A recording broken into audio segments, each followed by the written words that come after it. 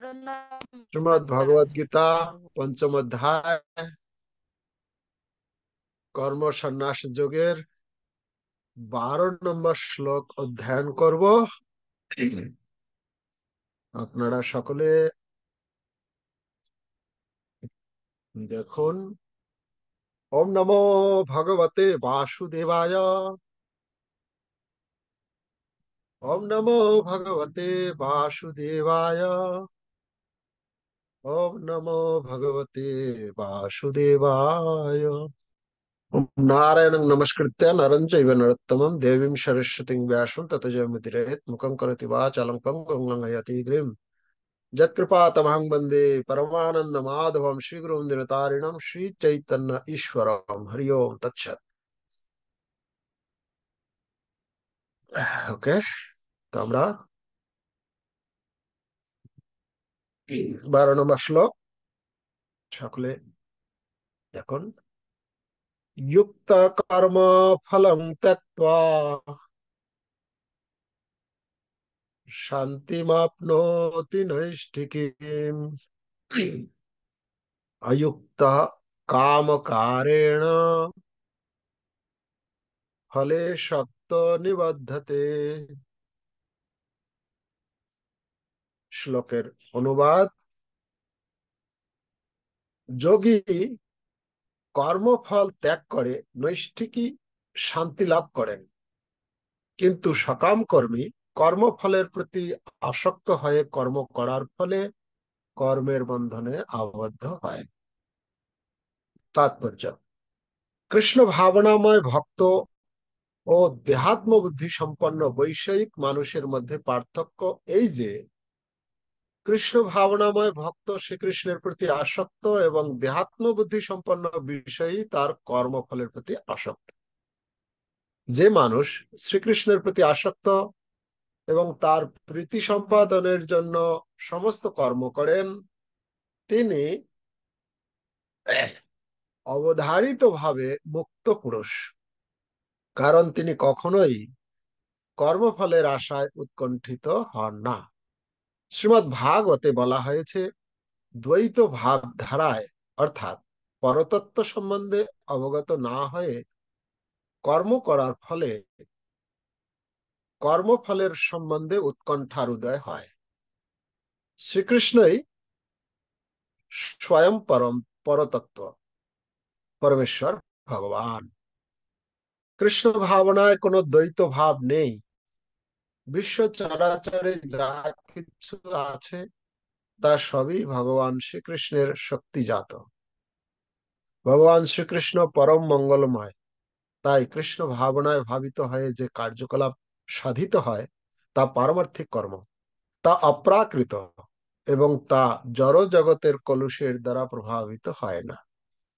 তাই কৃষ্ণ ভক্ত শান্ত, কিন্তু যারা সর্বক্ষণ ইন্দ্র তৃপ্তির জন্য লাভ ক্ষতির হিসাব করছে তারা কখনোই শান্তি পেতে পারে না। এটি কৃষ্ণ ভাবনামৃতের রহস্য। শ্রীকৃষ্ণের সম্বন্ধ রহিত কোনো কিছুরই অস্তিত্ব নেই, এই সত্য উপলব্ধি পরম শান্তি ও অভয় দান করে। এখানে সুন্দরভাবে বর্ণনা করছেন ভগবান শ্রীকৃষ্ণ। তো আমরা এই শ্লোকের অর্থ পূর্ববর্তী শ্লোকের সঙ্গে একটু আলোচনা করেনি। এই শ্লোকটি কি প্রসঙ্গে, কোথা থেকে ভগবান বলছেন আমরা দেখি।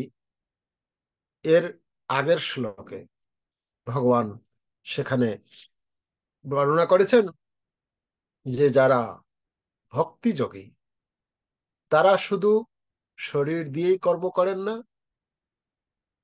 তারা কি কি দিয়ে কর্ম করেন? শরীর, মন, বুদ্ধি এবং ইন্দ্রিয় সমূহ দ্বারা তারা ভগবত কর্মে যুক্ত হন। আর এইভাবে করার ফলে কি হয়? এইভাবে কর্ম করার মাধ্যমে সে আত্মশুদ্ধি লাভ করে। বলা হচ্ছে আত্মশুদ্ধি লাভ করে। তাহলে অর্জুনের মনের মধ্যে প্রশ্ন যে অর্জুনের পক্ষ থেকে যদি আমরা প্রশ্ন করি যে এই যে আপনি বলছেন আত্মশুদ্ধি লাভ করে, আচ্ছা আত্মশুদ্ধি লাভ করে কি হয়? এই যে আপনি বলছেন আত্মশুদ্ধি লাভ করবে, কায়, মন, বুদ্ধি এবং ইন্দ্রিয় সমূহ দিয়ে কর্ম করার মাধ্যমে কর্মযোগী, ভক্তিযোগী, মানে ভক্তিযোগী কি করে? আত্মশুদ্ধি লাভ করে। তো আত্মশুদ্ধি লাভ করে তার কি হয়? আচ্ছা, যারা আত্মশুদ্ধি লাভ করতে পারে না বা আত্মশুদ্ধি লাভের জন্য কর্ম করে না, যারা ভগবানের মানে যুক্ত, মানে ভগবানের উদ্দেশ্যে কর্ম করে না, নিজের ইন্দ্রিয় তৃপ্তির জন্য কর্ম করে যায়, তার জীবন কাটায়, তাদের কি হয়? তো অর্জুনের মনের সেই প্রশ্নের উত্তর দিচ্ছেন ভগবান এই শ্লোকে। এই শ্লোকে ভগবান বলছেন কি, সর্ব আচ্ছা 13 নম্বর 12 নম্বর শ্লোক, যুক্ত কর্ম ফলম ত্যক্ত্বা। হ্যাঁ, যে যারা যারা নিজের ইন্দ্রিয় তৃপ্তির জন্য কর্ম করে তাদের কি হয় না, তারা এই জগতে, এই সংসারের মধ্যেই তারা বারবার বিভিন্ন এই কর্ম ফলের বন্ধনে আবদ্ধ হওয়ার ফলে তারা এই জগতেই বিভিন্ন জনিতে জন্মগ্রহণ করে। নিবদ্ধতে ফলে শক্ত নিবদ্ধতে অযুক্ত কাম কারেণ। কাম কারণে মানে নিজের ইন্দ্রিয় তৃপ্তির জন্য, নিজের ইচ্ছা পূরণের জন্য কর্ম করে, তারা কর্মফলে আসক্ত হওয়ার ফলে এই জগতে বন্ধনগ্রস্ত হয়। তাহলে এই এই শ্লোকের যদি আমরা শিরোনাম দিতে চাই তাহলে কি হবে না, অভক্তরা কর্মবন্ধনে আবদ্ধ হয়। অভক্তরা কি হয়? কর্মবন্ধনে আবদ্ধ হয়ে পড়ে। অপরপক্ষে ভক্তরা সমস্ত কর্ম ফল থেকে তারা মুক্ত থাকে। তাহলে আমরা পূর্ববর্তী শ্লোকের সঙ্গে আর একটু পিছিয়ে যাই। আমরা 6 নম্বর এবং 7 নম্বর শ্লোকে পড়েছিলাম, সেখানে ভগবান এই ভক্তিযোগীর কথা বলেছিলেন। 6 এবং 7 নম্বর শ্লোকে সেখানে ভগবান বলেছিলেন যোগযুক্ত, যোগযুক্ত বিশুদ্ধাত্মা বিজিতাত্মা জিতেন্দ্রিয়। হ্যাঁ, এরকম একটা শব্দ আছে, শ্লোক আছে। 6 নম্বর এবং 7 নম্বর শ্লোকে যোগযুক্তের কথা বলেন। যোগযুক্ত মুনি কি করেন? অচিরেণাধি গচ্ছতি, তারা শান্তি লাভ করতে পারেন, তারা সুখ লাভ করতে পারেন ইত্যাদি খুব খুব করে বলছেন ভগবান সেখানে। তো সেখানে ভক্তিযোগীর কথাই বলেছেন। সেই ভক্তিযোগী কারা?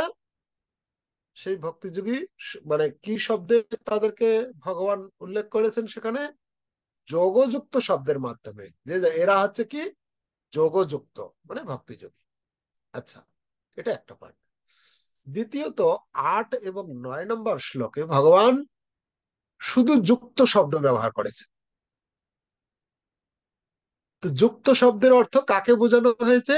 8 এবং 9 নম্বর শ্লোকের বিষয় ছিল যারা কর্মসন্ন্যাসী বা যারা আহ কর্মসন্ন্যাসী, যারা হচ্ছেন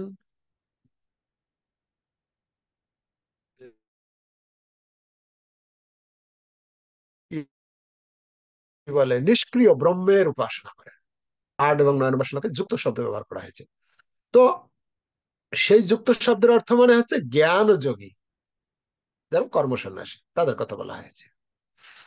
তো এই শ্লোকে এই শ্লোকে দুইটা শব্দ ব্যবহার করা হয়েছে। একটা হচ্ছে যুক্ত, হ্যাঁ, প্রথম যে লাইনের প্রথম শব্দ দিয়েছেন কি, যুক্ত কর্ম ফলম ত্যক্ত্বা। যুক্ত, যারা যুক্ত, যুক্ত মানে এখানে কার কথা বলা হচ্ছে? এখানে ভগবান তার ভক্তের কথা বলছেন, যারা ভক্ত, ভক্তিযোগী যারা, তাদের কথা এখানে যুক্ত শব্দে ব্যবহার করা হচ্ছে। আমরা যেন গুলিয়ে না ফেলি, কেন 8, 9 যুক্ত শব্দে ব্যবহার করা হয়েছে, সেখানকার অর্থ আলাদা। এখানে যে যুক্ত শব্দ প্রয়োগ করেছেন ভগবান, এই শ্লোকে যুক্ত শব্দের অর্থ হচ্ছে যারা ভক্তিযোগী, তার কথা বলছেন। কেন? ভগবান যারা, এখানে ভগবান বলবেন যে যারা ভক্ত, যারা আত্মশুদ্ধির জন্য কর্ম করে কায় মন বুদ্ধি ইন্দ্রিয় দিয়ে, তাদের কি হয়? আর যারা করে না, তাহলে বিপরীত শব্দ লাগবে, দুইটা শব্দের দরকার আছে। তো ভগবান এখানে যুক্ত আর অযুক্ত, তা যুক্ত, যুক্তের বিপরীত শব্দ দিয়েছেন কি? অযুক্ত। তাহলে যুক্ত শব্দের অর্থ হচ্ছে যারা ভক্তিযোগী, যারা এই কায় মন বুদ্ধি ইন্দ্রিয় দিয়ে কর্ম করেন, তাদের কি হয়? আর যারা অযুক্ত, মানে যারা অযুক্ত কাম কারেণ, মানে যারা কর্ম করে কিন্তু তার নিজের কাম কারেণ, তার কামনা বাসনা পূরণ করার জন্য, ইন্দ্রিয় তৃপ্তির জন্য কর্ম করে, তার সম্বন্ধে বলবেন। তো এই জন্য ভগবান দুটো শব্দ প্রয়োগ করেছেন, যুক্ত আর অযুক্ত। হ্যাঁ, তা এই শ্লোকের যে প্রতিপাদ্য বিষয়ে আমরা যদি আলোচনা করি, দেখি দুজন দুজন ব্যক্তির কথা আলোচনা করেছেন ভগবান। একজন হচ্ছেন যুক্ত, মানে ভক্তিযোগী, আর একজন হচ্ছেন অযুক্ত, যে ভক্ত নয়, অভক্ত, যে নিজের ইন্দ্রিয় তৃপ্তির জন্য কর্ম করেন। ঠিক আছে, ক্লিয়ার আগের শ্লোকের সঙ্গে এই শ্লোকের বিষয়? তো এবারে আমরা তাৎপর্যে আসবো, যে এখানে বলা হচ্ছে যুক্ত কর্ম, যুক্ত মানে হচ্ছে ভক্ত, ভক্তিযোগী কি করে?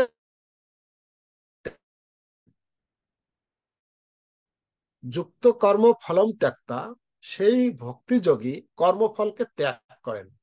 যেহেতু তারা কর্ম, তাদের ইন্দ্রিয় মন বুদ্ধি দিয়ে কর্ম করেন, তাই তারা কি করেন? শান্তি আপনতি, মানে শান্তি লাভ করতে পারে। নৈষ্ঠিকে, হ্যাঁ, নৈষ্ঠিকে, হ্যাঁ, একটা হচ্ছে সহকারে তারা এই পথের অনুসরণ করেন, তারা নিষ্ঠা সহকারে করেন। আর যেহেতু নিষ্ঠা সহকারে করেন, তাই তারা নৈষ্ঠিকী শান্তি লাভ করতে পারেন, আপনতি তারা লাভ করতে পারে। আর দ্বিতীয় লাইনে বলছেন অযুক্ত কাম কারেণ, ঠিক তার পূর্ববর্তী লাইনটার বিপরীত শব্দ হচ্ছে যুক্ত অযুক্ত। ওটা ছিল কর্ম,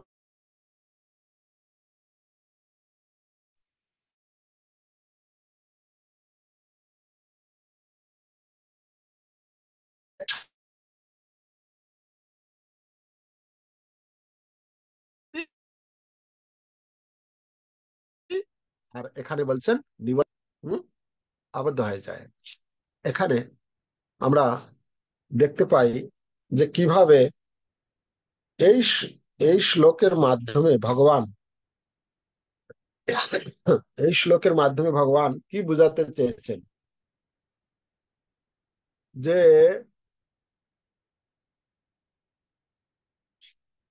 শান্তি, শান্তি কারা লাভ করতে পারে? শান্তি মাপনতি, শান্তি কারা লাভ করতে পারে?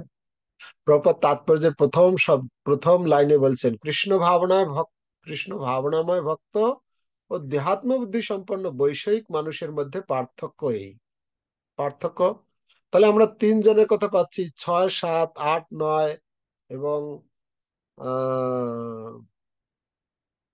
এই 12 নম্বর শ্লোকে মিলে।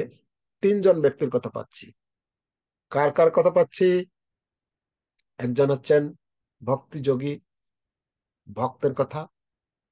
8-9 নম্বর শ্লোক হচ্ছে কর্মযোগী, এই সরি, জ্ঞানযোগী, কর্ম সন্ন্যাসী যারা। আর এই শ্লোকে ভগবান আর একজনের কথা বলেছেন। কার কথা? যারা অভক্ত, কামকারিণ, যারা নিজের ইন্দ্রিয় তৃপ্তির জন্য কর্ম করেন, তার কথা। তাহলে তিন ক্যাটাগরির মানুষ আমরা পেলাম এখানে ভগবান তুলে ধরেছেন, তাই না? তাহলে প্রভুপাদ তার তাৎপর্যে যে বর্ণনা করেছেন সেই কথাটাই বলছেন এখানে। দুইজনের কথা, যে কৃষ্ণ ভাবনাময় ভক্ত আর দেহাত্ম বুদ্ধি সম্পন্ন বৈষয়িক ব্যক্তি। তো কৃষ্ণ ভক্ত যারা, তারা কৃষ্ণের প্রতি আসক্ত এবং কৃষ্ণের সন্তুষ্টি বিধানের জন্য, কৃষ্ণের প্রীতি উৎপাদনের জন্য, কৃষ্ণের প্রসন্নতার জন্য কর্ম করে যান। যেহেতু তারা এভাবে কর্ম করেন, তাই তাদের কোনো রকম বন্ধনের কোনো প্রশ্ন আসে না। শিল প্রভুপাদ এই ভাগবতের শ্লোকের তাৎপর্য যদি বোঝানোর চেষ্টা করেছেন, আমরা কয়েক লাইন নিচে তাৎপর্য দেখি।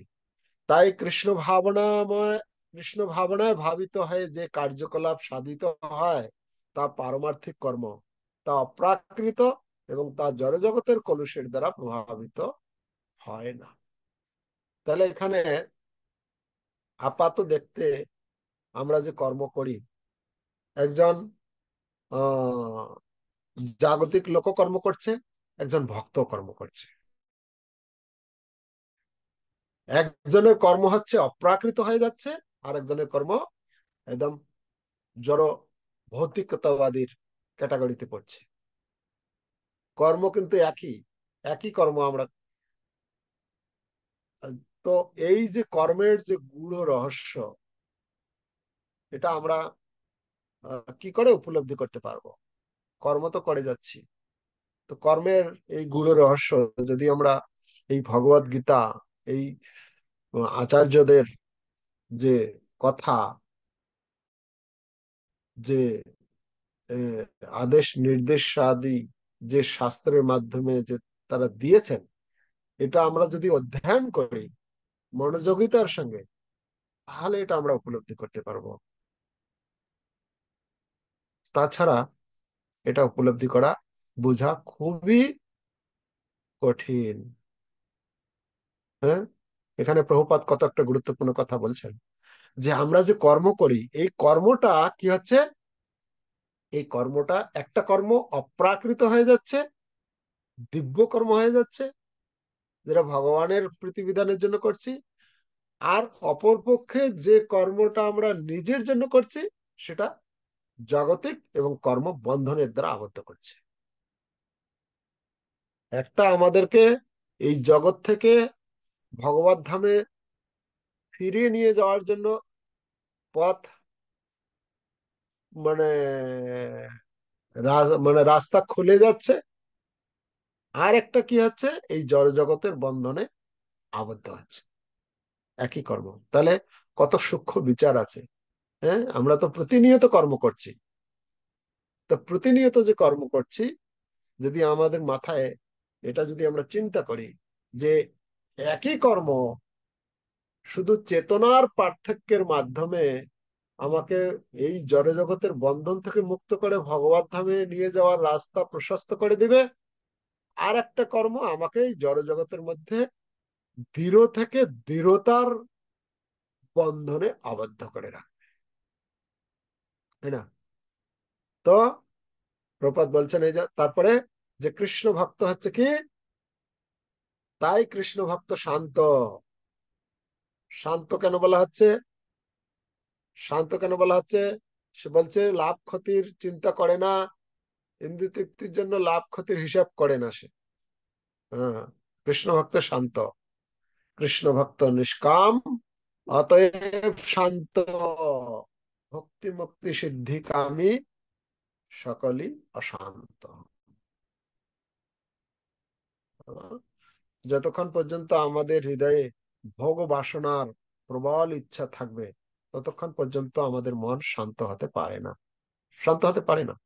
আমি এই আহ পরশুদিন, মনে হয় পরশুদিন, কালকে আসলাম, পরশুদিন, তার আগের দিন আমি যাচ্ছিলাম ওই কাঁথি থেকে, কাঁথিতে বাসে উঠেছি, এগরা যাচ্ছি। তো এগরা যাচ্ছিলাম, আমার পাশে একটা মেয়ে বসেছে, মানে যে সিটে বসেছি বাসে। তো মেয়েটা কলকাতা থেকে ফেরত যাচ্ছে, ও কলকাতা থেকে ওই বাসে যাচ্ছে। আমরা কাঁথিতে নেমে বাস চেঞ্জ করে ওই বাসে উঠলাম। তো কথা, মানে আহ, কথা বলছিল আমার সঙ্গে। কথা বলতে কথা প্রসঙ্গে ও লাস্টের দিকে বলছে যে, আমি একটা প্রশ্ন করতে পারি আপনাকে? আমি বলো। তো বলছে, ইয়ং মেয়ে, তো বলছে যে মন অশান্ত, কি বলে, কি করে সন্তুষ্ট থাকা যায় জীবনে। ও হচ্ছে একটা, কি বলে, ওই নার্সের, নার্সদেরকে এ করে, ওটা কি বলে, টিচিং করে। দেবী সেটি যে হসপিটাল আছে, তাদের নাকি একটা ইনস্টিটিউট আছে সেখানে, নতুন, মোহনপুরে বাড়ি। তো বলছে মন সন্তুষ্ট হয় কি করে। তো তখন আমি জিজ্ঞেস করলাম, মন অসন্তুষ্ট হয় কখন? তো বলছে, কোনো কিছু জিনিস যখন চাই আমরা, সেটা পাই না, তখন মন অশান্ত হয়, মানে কি বলে, অসন্তুষ্টি অনুভব করি। আচ্ছা, আমি তখন জিজ্ঞেস করলাম, তাহলে কি করলে সন্তুষ্ট হবে?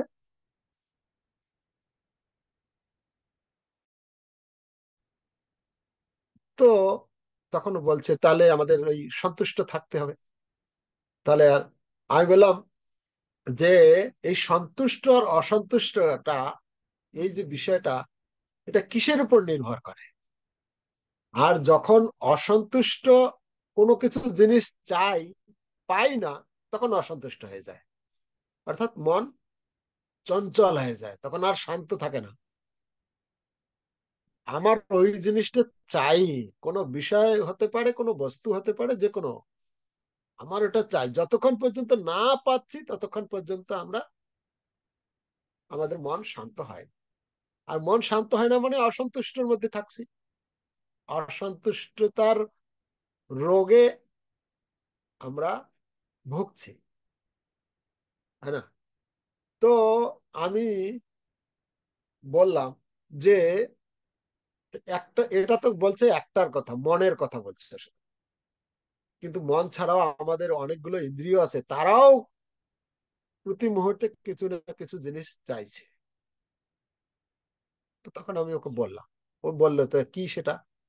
আমি বললাম, আমাদের যে 5টি ইন্দ্রিয় আছে, চোখ কিছু ভালো জিনিস দেখতে চায়। ভালো জিনিস মানে, ভালোটা ডিপেন্ড করবে, আমার কাছে একরকম ভালো জিনিস হতে পারে, আপনার কাছে আলাদা ভালো জিনিস হতে পারে, আর একজনের কাছে তার ভালো লাগার জিনিস আলাদা হতে পারে।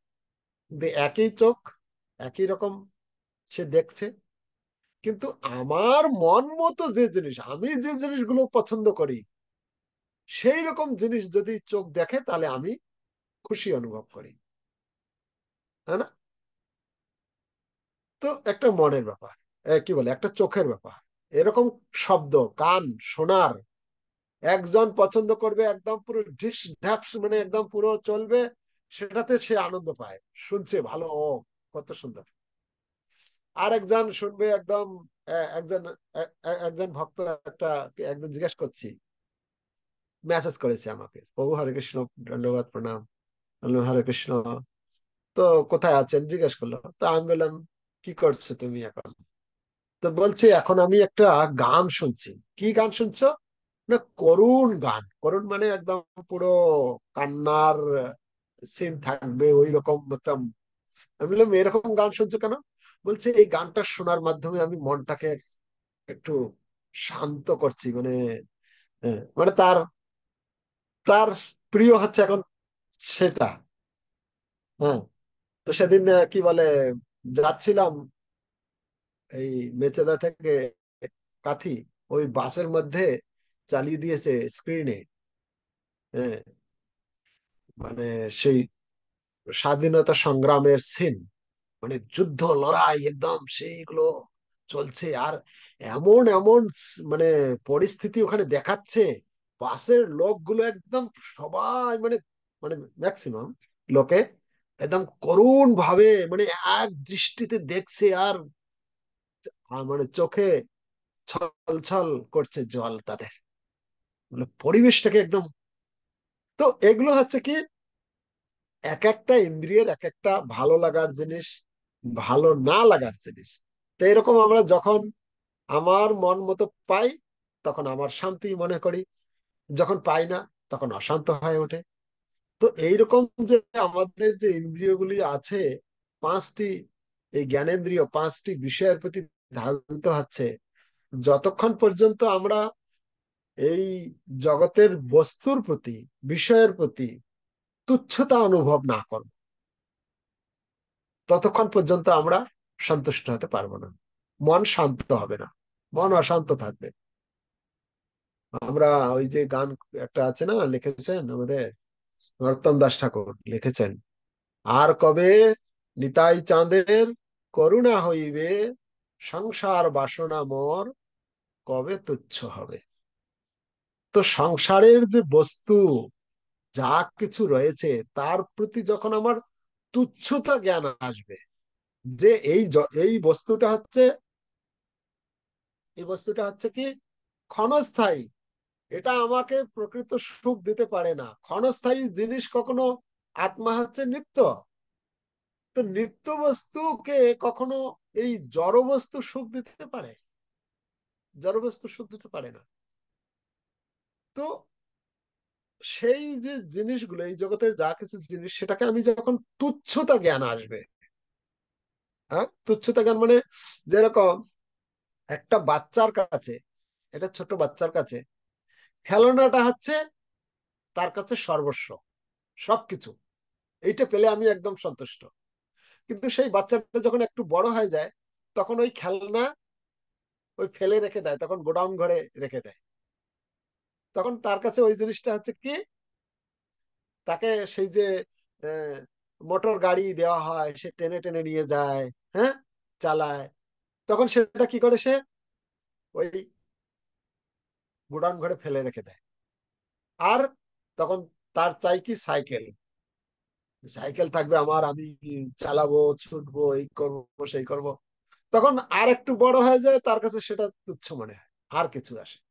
তো তো যখন তুচ্ছতা জ্ঞান, ঠিক একজন ভগবত ভক্তের কাছে এরকম, ভগবত ভক্ত একজন, সে কি করে, তার কাছে এই জগতের বস্তুগুলোকে তুচ্ছতা জ্ঞান আসে যখন। তুচ্ছতা কখন, কখন আসবে, আমি যখন বুঝতে পারবো এই জগতের যা কিছু বস্তু এগুলো হচ্ছে ক্ষণস্থায়ী। আর এই ক্ষণস্থায়ী বস্তু আমার নিজের ইন্দ্রিয় তৃপ্তির জন্য যদি ব্যবহার করি, আমি কখনো সুখী হতে পারবো না। আমার নিত্য সুখ আসবে কোথা থেকে? কৃষ্ণ কথা, কৃষ্ণ সেবা, কৃষ্ণ ভক্তের সেবা, কৃষ্ণের প্রচার, হ্যাঁ কৃষ্ণ কেন্দ্রিক। কেন? কৃষ্ণ হচ্ছে নিত্য, কৃষ্ণ হচ্ছে না প্রাকৃত, সচ্চিদানন্দ। তার সঙ্গে সম্পর্কিত যা কিছু সবকিছু হচ্ছে দিব্য, অপ্রাকৃত। তাই তার সঙ্গে যখন আমি নিজের, নিজেকে যখন সম্পূর্ণরূপে যুক্ত করতে পারবো, এখানে যে যুক্ত শব্দ ব্যবহার করা হয়েছে, যখন আমি যুক্ত করতে পারবো, তখন আমি ধীরে ধীরে ধীরে ধীরে এটা উপলব্ধি করতে পারবো যে না, এই জড় জগতের বস্তুগুলো হচ্ছে অনিত্য, এটা আমাকে সুখ দিতে পারে। প্রকৃত সুখ হচ্ছে কৃষ্ণ কথায়। আমরা পরীক্ষিত মহারাজকে দেখি, পরীক্ষিত মহারাজকে যখন শ্রীমদ ভাগবতের দশম স্কন্ধের প্রথম অধ্যায়ের 13 নম্বর শ্লোকে পরীক্ষিত মহারাজ বলছেন যে, হে গুরুদেব, আপনি আমাকে, আপনি যে চিন্তা করছেন যে আমি এই 4-5 দিন হয়ে গেল কোনো কিছু খাইনি, কোনো কিছু পান করিনি, যে তাই আমি ক্লান্ত হয়ে পড়েছি। না না না, আপনি এই হরি কথা, এই ভাগবত কথা আপনি কন্টিনিউ করুন, আপনি চালিয়ে যান। আমি আমি তৃষ্ণা অনুভব করছি না। কেন?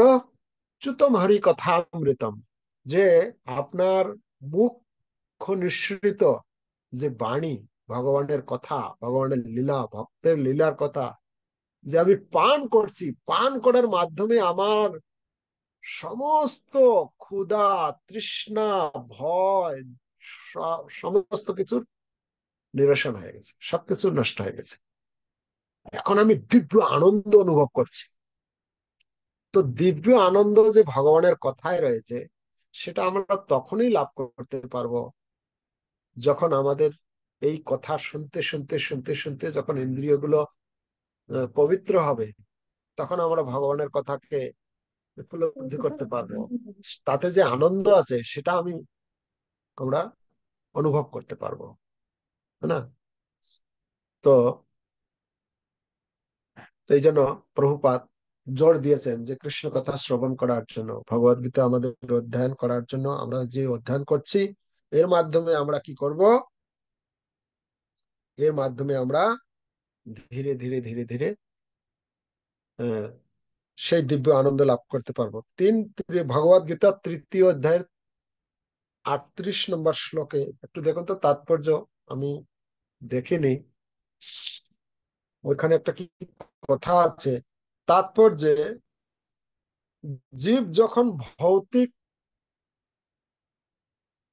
সংসারের জিনিসের প্রতি আকৃষ্ট হয়, কি আছে দেখুন তো এরকম একটা কথা।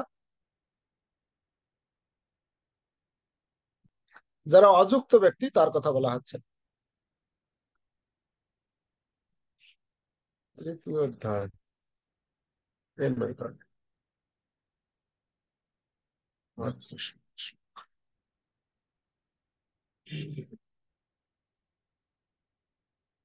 পেয়েছেন?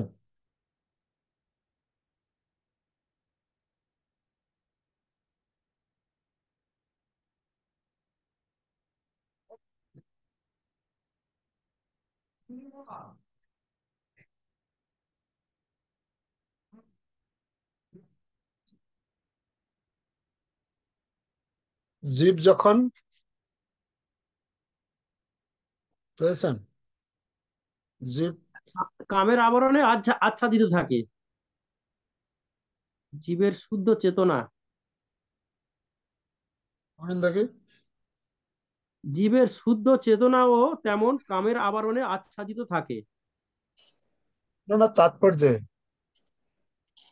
হ্যাঁ জীবের তিনটি আবরণের দ্বারা আচ্ছাদিত থাকে। 38 নম্বর শ্লোক, 3য় অধ্যায়। হ্যাঁ। জীবের শুদ্ধ চেতনা ঠিক আছে। সাধারণত 3টি অধ্যয়ন। না না, প্রভু জীব, না সেটা না। জীব যখন, জীবের জীব তখন তো না। পড়ুন। সুহাসিনী মাতাজি কি বলছিলেন? না না প্রভু, নেই তো এরকম কিছু।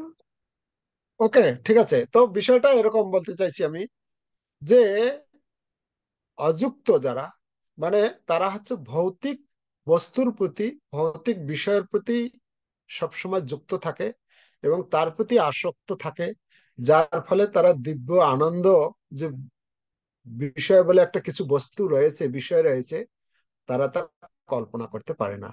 যেটা কম বেশি আমাদের মধ্যে সেটা রয়েছে। আমাদের মধ্যে যারা নিষ্ঠার সঙ্গে, ঐকান্তিকতার সঙ্গে, দৃঢ়তার সঙ্গে যারা এই কৃষ্ণ ভক্তির অনুশীলন করছেন, তারা ধীরে ধীরে এই জিনিসটা উপলব্ধি করতে পারবেন যে ভগবানের সেবা, ভগবানের কথা, ভগবানের ভক্ত, ভগবানের ধাম, ভগবানের লীলা, ভগবানের বিগ্রহ, ভগবানের নাম, এগুলো, এগুলির সঙ্গে যখন যুক্ত থাকি আমি, তখন আনন্দ অনুভব করি। যখনই আমি এগুলো থেকে দূরে সরে যাই, জড় জড় সাংসারিক বস্তুর প্রতি আমার মন যখন মগ্ন হয়ে যায়, তখন তার পরক্ষণে আমি অনুভব করতে পারি যে সেটা আমাকে শুধু দুঃখই দেয়। ঠিক আছে? তো আমরা এখন অনুশীলন করছি। আমাদের লক্ষ্য হচ্ছে একদিন আমরা সেই রকম ভক্তে পরিণত হব, ভগবান যে কথা এখানে এই শ্লোকে বলেছেন, যে যারা সেই রকম যুক্ত ভক্তি যোগী, যারা ভক্তি যোগের অনুশীলন করেন, তারা শান্তি মাপনতি, তারা পরম শান্তি এবং শান্ত হ্যাঁ, কোন রকম কোন অশান্ত লক্ষণ তার মধ্যে দেখা যায়। শান্তি। ওকে, ঠিক আছে, আমরা এখানে আজকে রাখি। শ্রীমদ্ ভগবদ গীতা যথাযথ কি জয়, শিলা প্রভুপাদ কি জয়, সমবেত ভক্ত বৃন্দ কি জয়, গৌর প্রেমানন্দে হরি হরি। হুম, হুম।